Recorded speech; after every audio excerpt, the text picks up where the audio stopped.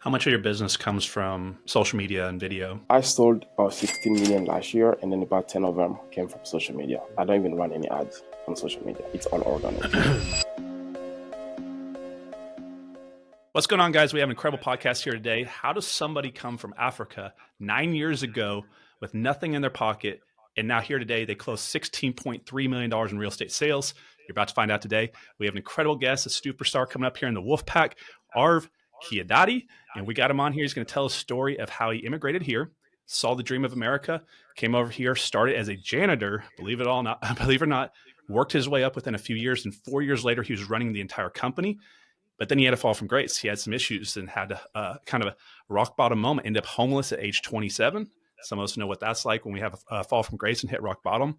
But then he made a comeback, and everybody loves a comeback. And we're going to talk about that here today and how he did $16.3 million in sales. And he's done this by motivating himself through personal education, self-development, his belief system, his faith system, but also taking part into challenges. And he has challenges with his group and himself. And this is a great procrastination destroyer. And we're going to talk about a lot of this, guys. But I want you to hear an incredible story. So, brother, let me get you on the show today. Thank you for taking your time to hop on here. Oh, thank you Kind for of having me. give me the mindset it takes to, you know, be in your mind in Africa, looking at your life going forward, and just saying, "I want more." And how did that decision come? Because I've always respected that. When I see, we had Mihai on here, see the immigrant edge come over here, that Right. mindset. Where did that come from, and what made you make that decision? Because that's a big risk, and it's paying off. Yeah, for most of us, it's basically for one reason because we want a better life, right? So, coming from Africa, I am from DR Congo. I was born and raised there. My country is one of the poorest countries in the world. So that gives you an idea that when you're in that country, basically you don't really have much opportunities when it comes to finding jobs or even creating businesses because entrepreneurship is pretty hard because it costs a lot of money to start a business. So getting out of high school, my parents, just like any parent in Africa, they would either want you to be a doctor, a lawyer, or engineer. So that was also my path. Like getting out of high school, I had to choose between the three, and my mom decided that I had to go to medical school, which I did. So 2010, I went to medical school and I spent a year in medical school just to find out that wasn't really something I was trying to do. I didn't see myself doing that for 40 plus years until I retired. And I had to come back home, make the most difficult decision, sit my parent down and tell them I was dropping out, which was the most difficult conversation I had with my dad because as Africans, whatever your dad says goes. Like it doesn't matter how old you are. This is just our culture. And Yep. my dad, he was upset because I was going against what he wanted. And he spent about 7 months. He didn't talk to me. He ghosted me for 7 months, and that was pretty hard. So that was basically a very difficult period for my life because I didn't really know what I was going to do. But during that period, also, I fell into depression because my dad wasn't talking to me. I didn't really know what I was going to do. I dropped out of school. So my life was a mess. But I was thinking of what I wanted to basically accomplish. And I was like, as long as I stayed in Africa, there was pretty much no hope for me. And Europe wasn't also going to be an option because I was watching the news. Like unemployment rate in Europe was basically rising at the time. I was like, I'm not going to leave my country, making an excuse that I don't have a job here just to go in Europe to a place where people are also unemployed. So I have to go to the only place on earth where everybody can find a job, where anyone can wake up in the morning and decide exactly what they want to do, work hard, and become it. That was North America. So I told my mom, okay, you know what? I'm going to North America. But I didn't choose to go to the US. I wanted to go to Canada. I wanted to go to Toronto. Up until now, people ask me the question, why did you want to go to Toronto? I don't know why. I just wanted to go to Toronto. Yeah. Just And, felt it. right. Then one day my dad called me into his office and he asked me, okay, what do you want to do? I said, I said, Dad, I want to go to North America. And he looked at me and he said, son, you are throwing your future away. I spent all this money to send you to the best schools possible in the country. just to come home and acting as if you were raised by animals. And that really hurt me a lot to hear my dad say that. But I had the courage to stand for what I wanted to do. I had to look at my dad and say, Dad, I love and respect you.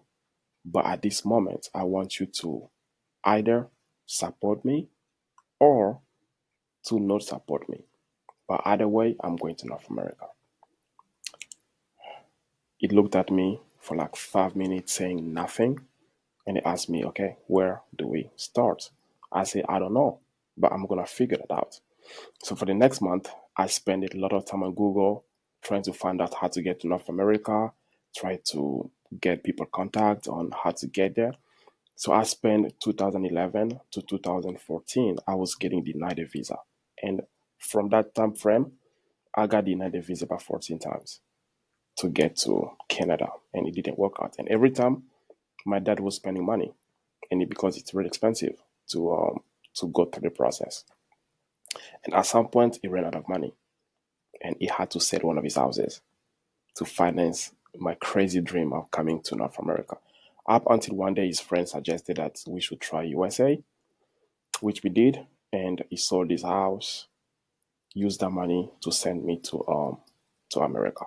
So got here 2015, couldn't speak any English.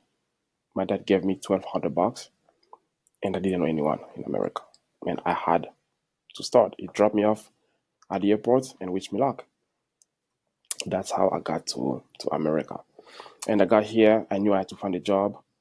I reached out to a few people.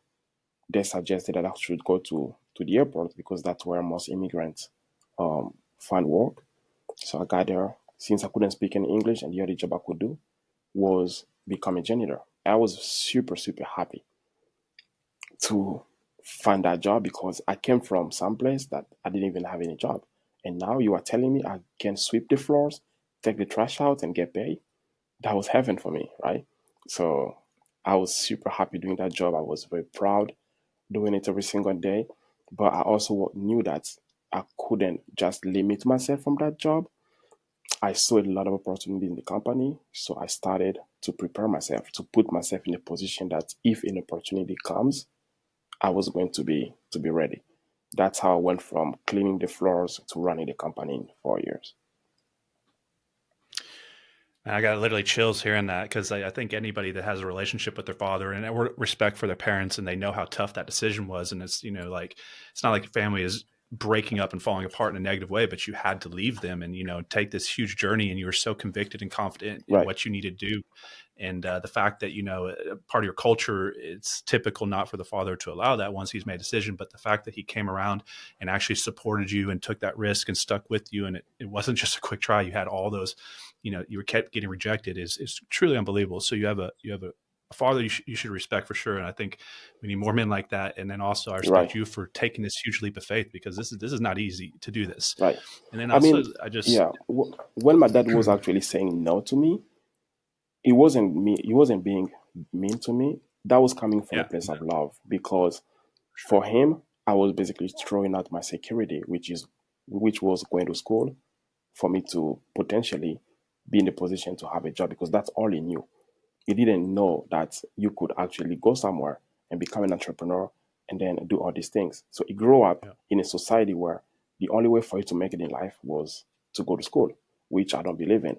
So we have to basically butt heads. But now we have a great relationship. I just came back for a month trip in Africa.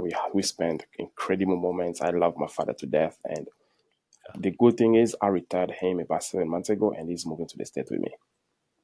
Nice. Love to hear it. So Yeah. I know he's proud of you. So, and I'm proud of you. I'm grateful to have you as a partner and get to Yeah. work with you. So, Thank you. this is gonna be a good podcast. Yeah, and also it was interesting how you explained. It's just power perspective on the eyes that look at what's happening, and how you explained you came over here and you were doing a job that most people probably wouldn't be so proud of here in the States, but you were, you know, grateful to be there, excited to be there, and it just shows, how we look at things is really how we feel about things. And if we look at things from a slanted eye or negative, perception, we're going to feel bad about it. But if we look at it from Right. the right mindset, the right perception, it can bring joy no matter what we do. So it's really interesting that you brought that up. Now, while you're here, just like anybody's journey, it didn't always go right, right? So you had a No, kind of a little fall from grace, and you ended up homeless, right? And we right, had a number of people. This has been on the show that are in the group. You know, Jordan Suber. This happens. So what was that like going through that? Because I know right now specifically, we're in a tough time, and there's a lot of adversity right now, and a lot of people are right. struggling. And this could really resonate with a lot of them. So how what actually happened, and then how did you remobilize and get yourself out of that position that you got yourself into?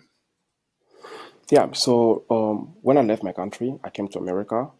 I promised my father that I was going to be an entrepreneur because, like, during the process when I was actually getting ready to get a visa, and we had like conversation with my dad, and then for him it was like, yeah, go to America, try to get yourself in school. At least that is a security. And I said that there is a different way to do things, and I don't want to invest my time into school knowing that I don't want to work for anyone. I would rather basically invest my time into entrepreneurship. So getting into the US, I got a job, and for about 2 or 3 years, I was working and I was getting promoted.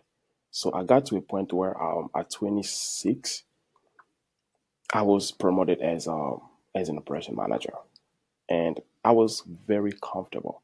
I just bought a house, got married, we had 2 cars. Life was great. I was making over 6 figures. And the more I was basically doing that job every single day, the more comfortable I was getting. I started to have a feeling like I was failing my dad because he made a decision to let me leave the country, come here to chase the dream I sold them. And now I'm just the guy that wakes up in the morning and go to the office and execute on orders and run a company. So I was very comfortable and I knew Seattle was my comfort zone. One day I came home, I told my wife, we are very comfortable here. I am very comfortable here. And if I do this for the next couple of years, I don't think I would ever have the courage to get into entrepreneurship. And for me to chase the dream I came here for, I need to get out of my comfort zone. And to get out of my comfort zone, that meant I had to leave Seattle. So I did reach out to my former direct manager who moved to a different company on the East Coast. I told him, hey, could you have something for me there if I decide to leave Seattle? He said, oh, yeah, earlier. I'll get you anything you want. So he helped me get a job.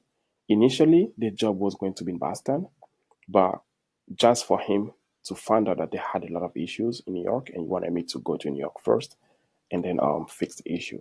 But in my mind, I was like, once I get to on the East Coast, I wasn't going to just go do a 9 to 5. I was going to start also doing a few entrepreneurship ventures. So fast forward, quit my job on May 13th of 2019. The next day I was on the plane to New York. I got there and started to work as a manager at a company. But then I also started to do a few online ventures, like e-commerce ventures. I tried drop shipping, I tried Amazon stores, and anything you could name. So I was basically taking my 9 to 5 salary and investing that into my ventures. But I wasn't really motivated at my 9 to 5. At some point, I had to leave that completely and to start living off of my savings and investing into my online ventures, which didn't work out well because I didn't have any training, any coaching. I just didn't know what the heck I was doing. And New York was very expensive, so savings like went really, really quick. I wasn't really realizing it up until one point. I was like, shit, we are done. There is no more savings. The bank is overdrawn. My credit cards are cut off, and I was behind on my bills because I had to decide between paying my bills or financing my dreams. My choice was clear. I was going to finance my dreams. So I got 2 cars repossessed, all credit cards cut off, negative 2,800 in the bank, and we had to take the L, which was very tough. I have a friend in Canada. He's gonna be joining the World Park in the next month. So I Nice. called him up and I said, hey, yo, bro, I messed up, I screwed up, I don't have any money, and I need 2 plane tickets to go back to Seattle. He said, oh, I got you, bro. I got 2 plane tickets, no money at all. So we were going to come back to Seattle, but we had no place to stay. So on my 27th birthday, got back to Seattle and I was homeless. And for the next 3 months, didn't have a place to stay. I was crashing at my sister's place with my wife. Called my boss up. I said, "Hey, boss, I'm back. I'm back in town. Do you got some for me?" He said, "Oh yeah, come tomorrow." So I got back to my old job. I got my job back, but now I didn't start from zero. Now I had to start from negative $50,000 to $60,000 because I got my car repossessed, but legally I was still responsible for those bills. Got all credit cards cut off. Legally, I was responsible to pay them off. So I started to do damage control, which took a lot of lot of time, a lot of years. But the crazy thing is, coming back, I hit rock bottom, but I was at peace. Like after I lost everything, not only financially, I also lost friends because I had friends that I thought were friends, but maybe they were my friends because I was doing good financially. But when I hit rock bottom, I called them up asking for help. They were not there to help me. And at the time, I didn't see it that way. But now looking back, I'm like, God put me in that position so that I could know who needs to be my life right now at this moment, Yeah. right? Because I don't want anyone fake around me. I don't want anyone to be there to benefit from anything. And that was very tough. So the thing that hit me up, that really helped me to stay on my feet, is talking to my mom every single day. And I remember one day I went to my job, December of 2019. It was really cold. Mentally, I was down. I didn't even have a car. So I was taking the bus at the time because my credit score went below 500, so I couldn't even get financing, anything. I was in the bus. I called my mom and I say, "I'm giving up." Like, literally, I don't want to give up, but I am giving up. And that day, she asked me to read Jeremiah 29:11. Yeah. And My she dad also gave me asked that. me, yeah, and she Yeah. also asked me to read Proverbs 3:5-6. And I opened up my phone, I read those two Bible verses, and that kept me going that day. And that day turned into the next day, and then the next, and then the next. And 3 months in, COVID hit. The entire country shut down. And at the time, I also started like trying to do wholesaling, right? I started to learn real estate on YouTube, started to learn wholesaling, but that was only 3 months. Then the entire country shut down. So I couldn't even go out to meet with people, to talk to people, to go to events. So I was again stuck. The country went on lockdown. I couldn't get anything done. Again, I was very unhappy, very depressed. Although I got back to my 9 to 5, but I didn't have the drive and the motivation I had when I got started. Um, I was still getting my KPIs, meeting my KPIs, getting my targets, and making my boss happy. But personally, I wasn't, and I knew I had to change something, but I just didn't know what to change, or if I had to leave my job, what to do next. That's also when my son was born in 2021. I was still at my job. I got promoted, and now I started to run the entire company. And I was giving everything I had, like 100% to my job. I was working 7 days a week. At some point, I went like 9 months with a day off. I would go Sundays, Saturday evenings. Like I was living at my job. Just how much I loved it. But personally, I wasn't really um, growing as a person, and I wasn't happy within. And also, spending as much time at my job started to basically create some kind of tension at home with my wife. And then I knew something really had to change, but I didn't really make that change until 2022 when my son was sick. We spent the night at the hospital, and then there was a strike at the airports. Like Alaska was also screwed. We had about 22 drivers caught out sick. So basically, we were under under the fire. I remember like being at the hospital, my son at 4, 5 in the morning. My boss texted me, "Hey, are you aware of everything that's happening?" I said, yes, I am.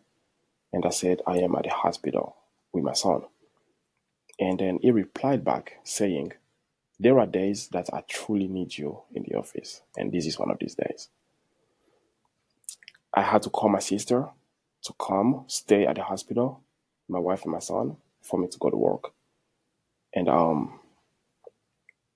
that was the day I knew I had to leave the job Yeah. because my boy was sick. And like I knew that the company didn't really care about me. They cared about what I had to provide and how much I was going to make them. And I didn't really know. I remember my wife was trying to get into real estate for the past year. And she didn't really get into real estate because we had a son. She had to take care of everything at home and all of these things. And for me, she was dragging it. And I was like, okay, what if I could what if I could take the classes to show her that it could be done? Maybe that'd be like something that's gonna trigger her to basically push forward and do it. Then I start asking questions. Hey, how long is it gonna really take you to finish up the classes? And she said, oh, it's gonna be 90 hours. Oh, I said 90 hours only. And she was like, what do you mean only? So in my mind, when she says 90 hours, so to me 90 hours is if I study 10 hours a day for 9 days, that is 90 hours done. So I was like, okay, after you are licensed, what's next? You have to find a brokerage. You have to end your license somewhere. Okay, good. Okay, now I know I need to complete 90 hours, but I didn't know the next parts.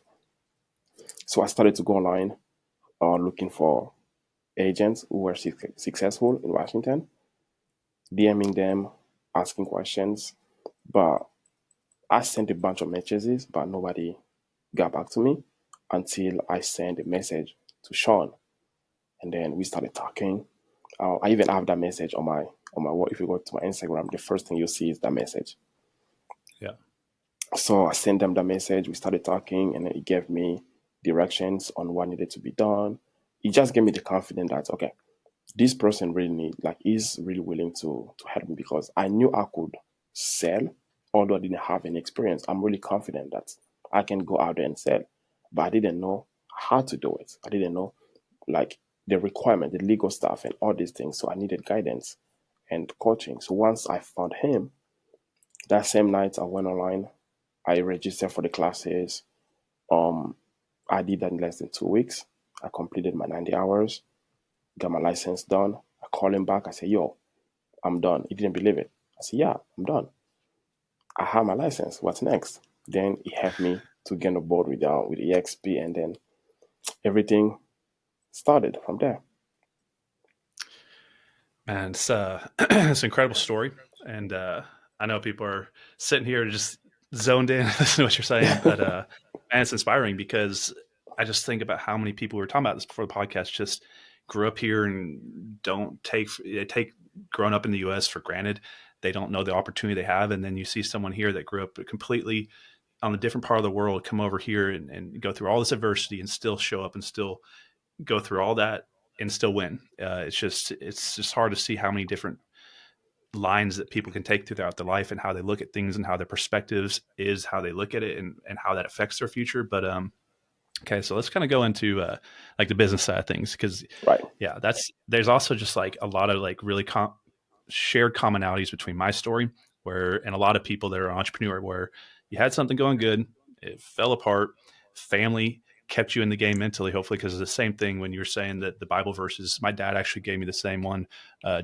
Jeremiah 29, and I put it on my wall. Right. And then it was my mom that was constantly sticking with me.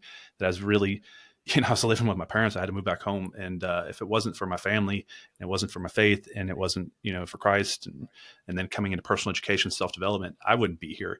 Right. And a very similar commonality where I went through mass adversity. Where at the time I didn't know why God was doing that to me. I couldn't understand why I was going through so much and why everything seemed like there was no future for me. And then in hindsight, years later, we look back and we see the lesson, we see what actually happened, and we see where Right. kind of the pressure built the diamond and it forged the person that we are that moves forward in life to have the success that we can have later. But you have to kind of go through that, guys. So like if you're in that bad moment or that tough moment, it's not a curse. It's not a, it's not something that's coming No, down on you. It may be a gift and it may be a blessing that's creating the person that needs to be created to have the future that you want to have. So right. it's a great story, man. Thank you. Now,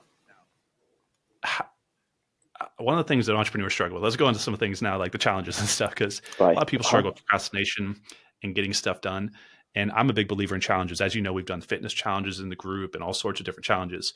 You're doing a pretty cool one that I think a lot of agents Right. should kind of think about. You're doing, go ahead and you tell the one. So you're doing the 100 days listing houses So or no, 100 open no, houses in yeah. 100 So days. yeah, I am doing like a couple different challenges. So the first one I'm doing with a group here in Washington. They are all from the World Park, and then a few other agents who are a part of different groups. But I wanted, because procrastination is huge. Although I did 16 million last year, when I was reviewing my activities, my stats, and everything, there were room for me to do more. I had room to improve. I had room to learn Yeah. more. I was like, what if I did that one more open house? What if I did one more phone call? What if I did this? So there were times where I was happy with what I've done, and I didn't really go out there to do more. So heading this into this year, I was like, okay, the one thing that was holding me back sometimes was because I was doing a lot of activities by myself. If I said I was going to cold call this week, no one was there to hold me accountable for that, That's right. right? I can ask my mentors to hold me accountable, but if they are not in a challenge with me, like mentally, I'd be like, they are not even doing it. So I was like, okay, I'm gonna create a group of people, find agent who wants to do the exact same activities that I want to do, and then do it as a challenge. But to make it a challenge, I wanted to make it difficult. Like we have to really go out of our ways. So my first challenge was doing 100 open houses in 100 days. So it doesn't matter how you want to do it. If you want to do one each day of the week, or if you want to do whatever you want to do, it's up to you. But at the end of the challenge, we all had to do at least 100 open houses. So what that does is that forces you first to go out there and to physically be doing it. And when you are doing it, you are now going to learn buyer's psychology, because you are going to talk to hundreds of people, and you are going to improve your communication skills. You are going to do the uncountable for you to grow, not only as an agent, but also as a person. So mentally, being in a group doing it, we have accountability calls every Monday, where every single person has to share their activities, what they've done, what challenges they faced, how they talk to people, how many prospects they had, and then as a group, we are going to help each other grow. And along the way, people who are not keeping up with us, we are kicking them out, because we want to stay with the people who are actually committed to do it. The other Yep. challenge I'm doing, it's about listings, listing challenge. We want to get listings, and this I'm doing it with Ricky Carew. He's also with EXP, and Mm-hmm. it's a bunch of agents, not only within EXP, with other brokerages also. Our goal is to be sending out like handwritten letters every single day, Monday to Friday, at least 40 a day, and then post our progress in a group. The goal at the end of the challenge is to get at least 30 listings in 2024. So how many people started with the 100 open houses in 100 days? 22. 22. Yeah. How are people performing? Because sometimes, like you're saying, once things start, Yeah. you kind of weed out the weed through it. So how's that Yeah, going? so we started with 22 people, and then last week I had to basically filter people. So I kicked about 6 people out of the group. So now the remaining people are actually doing it. Yesterday we had our first accountability call, and then I have an agent who have done 12 already. Another one has done 10. So they are basically 4 open houses ahead, and Yeah. they are crushing it. And then Amanda, she closed the first deal from this challenge. I mean, she got the contract last week from this challenge. Nice. Yeah, So you're doing a lot with social media, especially right. Instagram. It all looks really good. Um, you're coming out with a new company. You're going to be doing, you're creating a media company or content creation company, from what I understand. Maybe you want to talk about what you're going to do, because a lot of agents are struggling with this. And Right. then I think a lot of these companies they're coming up like this. I mean, there's always been companies like it, but a lot of them are not. I mean, you're from the real estate space, so you come from the real estate mindset, so you understand what real estate agents need. But how did that come about? And obviously you're an entrepreneur, but what made you want to start this type of company and So alongside your production business? this comes from experience because I got into this industry in May of 2022, and I was an introvert person. Like I would never even post anything on myself. Like if you go back to my social media before August of 2022, I never posted anything personal. No picture of myself, no nothing. I was basically using my social media to repost motivational videos from like motivational speakers. Then when I got into real estate, I was like, okay, I need to put myself out there more. If it wasn't for Sean, maybe I wouldn't even be in the position I am today to be posting constantly. So it pushed me to get out of my comfort zone and to start posting. That's when I started to create content. Then last year with my lender, we decided we would document our journey. Like we are early on in the game, so we started a podcast called the Journey Podcast. Our podcast basically talks about real estate, entrepreneurship, mindset, and then when it comes to entrepreneurship and mindset, we talk about stuff other people don't talk about. So most people online, they talk about successes, all of that, but nobody talks about the struggles and the challenges we go through, or even the failures we face along the way. And these are the things we want to focus on. But on the flip side, we also wanted to create content for ourselves, for our businesses, just talking about home ownership, the benefits of real estate, and all of these things.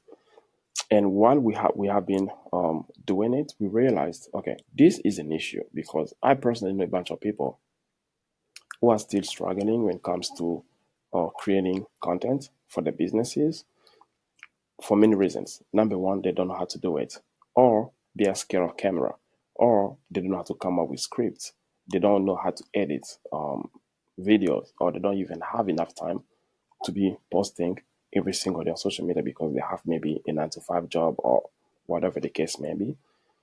Being in a real estate space, we found that that could be a nice opportunity to help other agents, not only agents, but also loan officers and mortgage lenders to create content and help them build not only their businesses, but also help them build their brands that way. So we are launching Shoot RE, which is our next business. So this is the business, Shoot RE. So we'll be Nice. basically helping real estate professionals, shooting videos, editing for them, and posting for them.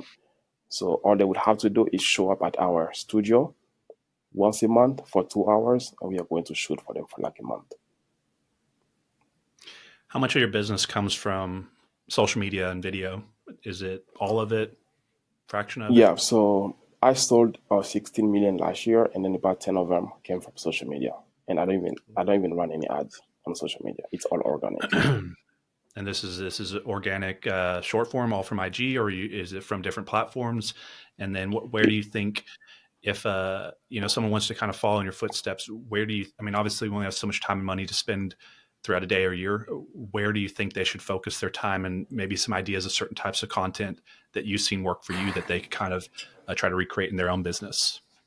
So what has worked for me is short content on IG and Facebook, but also on Facebook, you have to be reaching out to people. So when I started, I didn't really have much experience, much knowledge, and I was introvert, so I didn't see myself door knocking or cold calling. So what I did was I started to add people online on Facebook and IG every single day, and then sending them DMs, like at least 20 people a day, and then sending them DMs, just introducing myself as an agent, and that's it. That's all I did. So if you are starting out, I would say focus on reaching out to people because it's a game of relationships. You have to put yourself in front of people. Like the more people know that you're an agent, the better your chances of getting prospects. Reach out to people, DMing them on Facebook, or also hosting open houses. So Yep. these two activities have been the bulk of my business last year. Yep. Well, what are your goals for this year? What do you think of the market? What's it look like in your market? Are you starting to see more activity Yeah, as they so talk about I rates did dropping? yeah, I did host three open houses the past weekend, and then I had about 14 groups total. So buyers are out there buying again. We've seen a Yep. little drop in interest rates, and then we have less inventory still in Washington, but the number of pending is much higher than inventory at the moment. So buyers are back out there um, shopping. So my goals for this year is basically to double my business from last year. This is production wise, that's my goal. And then I also want to help more agents becoming top producers. So if I can help at least 100 agents this year to get out of the ways and become top producers, that's gonna be my next goal. And then make it icon, which For is sure. one of my biggest goal. Yep. I mean, who you align with in business is everything. I mean, because they become your family. And so, look, he's Right. mentioned Sean and Sean Scott Batista. You guys helped him, and now he's looking to do what we do, pass it forward. And this is all you can really expect as you're coming Definitely. up. You look for mentors that put a hand down and grab and pull up, and then as you get in that position, you do the same thing. And as long as everybody does this, that can, that's how life moves forward, and we see progression and success for more than what we would have otherwise. Because most Right. people keep things close to their chest. And that's not how you win in this world. This is a world of abundance. And if you don't, No. yeah, so you have to find the right people, because the right people can either pull you through to the next level, or chop you off at the knees and leave you doubting yourself, the world, and everything. So if you get in the Right. wrong environment around people, it can really go the opposite way. So you guys, if you're interested in reaching out, partnering with all of us, Sean Scott, us on the call here, just reach out. We can hop on Zoom with you guys. We can have a call. But so I think where we're going to end this up, I want to go into kind of the mindset that you had. You said something before we hopped on the call, which is what motivated you to do this was that you realized that you were human, and there's all of billions of humans on this planet. And if Right. others can do it, you could do it. And it's a very profound thought process, but very simple thought process, but it's one that I had one day, and it just hit so hard where it's like, all these people around me that I see successful, I drive through their neighborhoods. I was like, they can't all be drug dealers. They can't all be criminals. They can't all be unethical. They can't all be trust fund babies. They can't Hmm. all have had, something like that. But they're not doing this through a job. They didn't get here. So somehow they did it ethically and honestly. And if they can do it, I can do it. And if others Definitely. are just like me and I'm just like them, then what's the difference?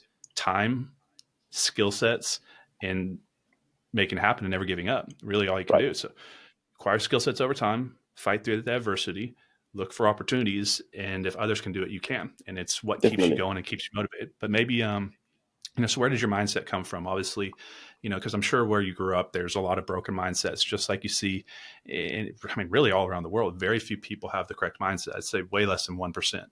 Right. How did you develop this? Was it your father, or did you start reading, or you came I across do. book? Yeah. Like what?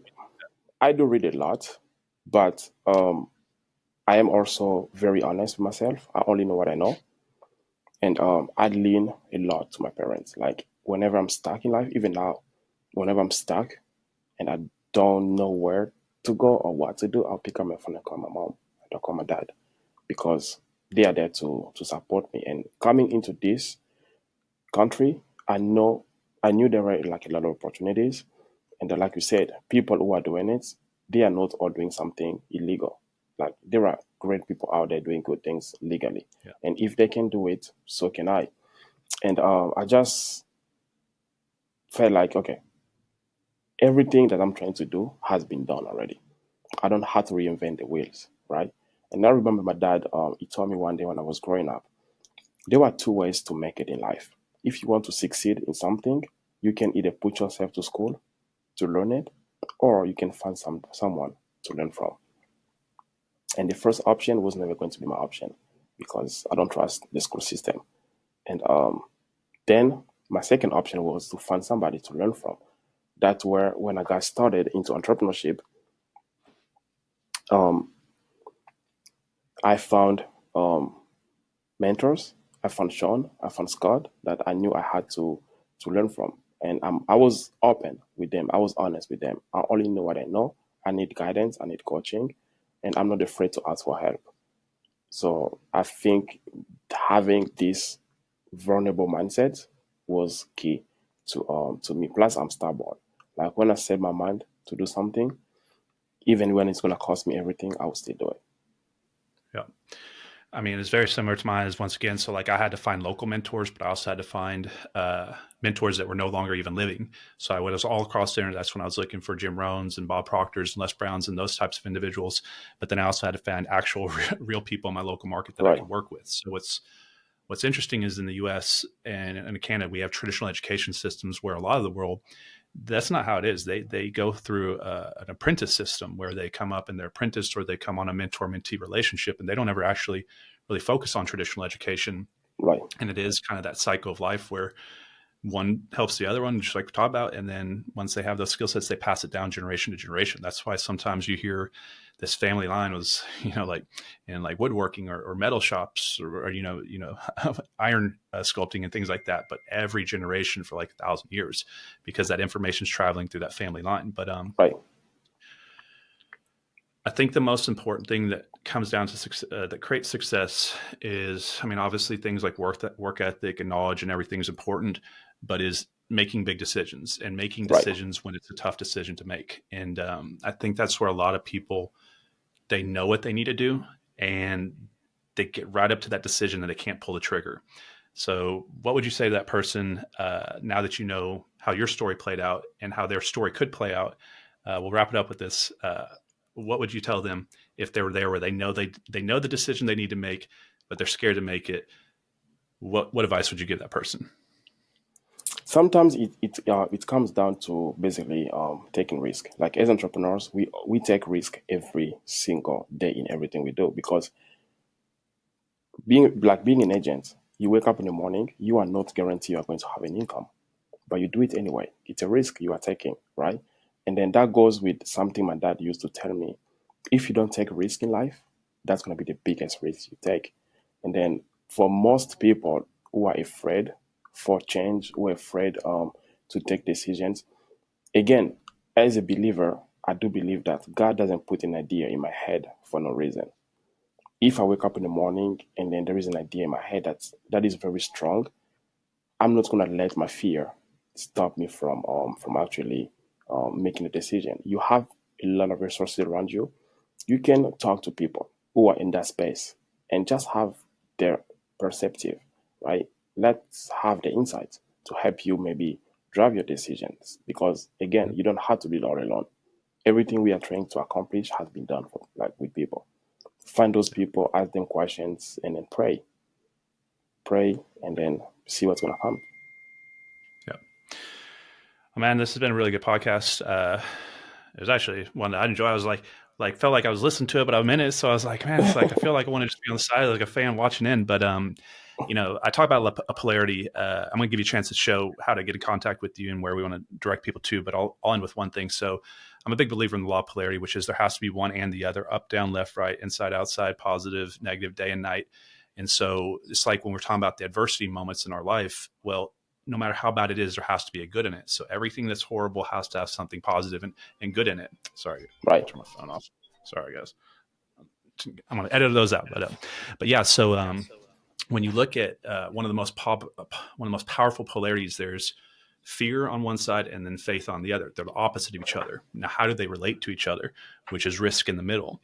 So right, if fear is too high, meaning if I go ask that girl out, I'm scared she's going to say no. You're never going to go ask her out. Or if right, the risk is too high to start a business or spend money on a marketing campaign, you're not going to pull the trigger. So if fear is going to pull you away from taking risk. But on the other side, faith, and we've talked about religious faith, we're talking about more the faith of an investment of time, money, or emotion, that if you take the risk, that the positive outcome will show up. So the faith that, hey, if I go ask this girl out, she's going to say yes. Or if I go put the money into the marketing campaign, it's going to come back.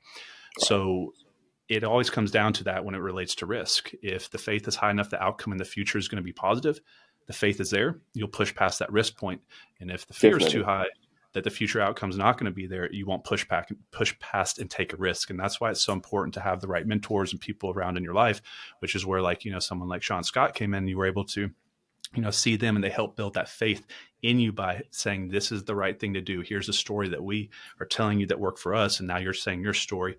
So hopefully he built some faith in you guys here today to go out there and take that risk in your own life. And there's a funny thing that happens when you're scared to do something big and then you do it. God watches. And as long as you stay committed and convicted in that path and you never give up, I don't see how it doesn't actually pan out the way you want. And I've seen this in life after life and so many people I know in entrepreneurship, where there's so many parts of their path that looked like it was a dead end. It was never gonna work out, never gonna happen. You think it's like watching a movie, this is the point where they die or whatever. This is the point where everything goes, and all of a sudden the rainbow comes out, the Right. sun shines through and everything parts away. But I'd encourage you guys to have hope. Think of your future, have certainty in it, and only think of what you want and act on it with faith and take that risk and go for it. You only get one life. And the worst thing that happens is you start over, and you start over at zero, or even start over at negative 60K. You guys can see I was in debt. He was in debt. Right. We've had all the people on here. Just go for it. For one time in your life, swing for the fences and believe in yourself. And that's all it takes, and to never stop. But how do they reach you? And if they want to have a conversation to partner with you and all of us and work with us here, if they like our message, how do they reach out to you? Give your contact information, and then anything else. And once again, you can put your company brand up there one more time if you want to. But I'm sure a few people want to reach out. They can send me a text message at 206-665-3565, or they can send me a DM on Instagram. I am Arc9. I am Arc9. So I am very responsive, and yep. Yeah, and we'll put all that below the description link down here, guys. But just want to say thank you for sticking out. If you watch this podcast all the way to the end, looking forward to having a conversation with you guys. And other than that, you guys have a great day, and I'll see you when I see you. And you guys have a good one. See ya. Thank you.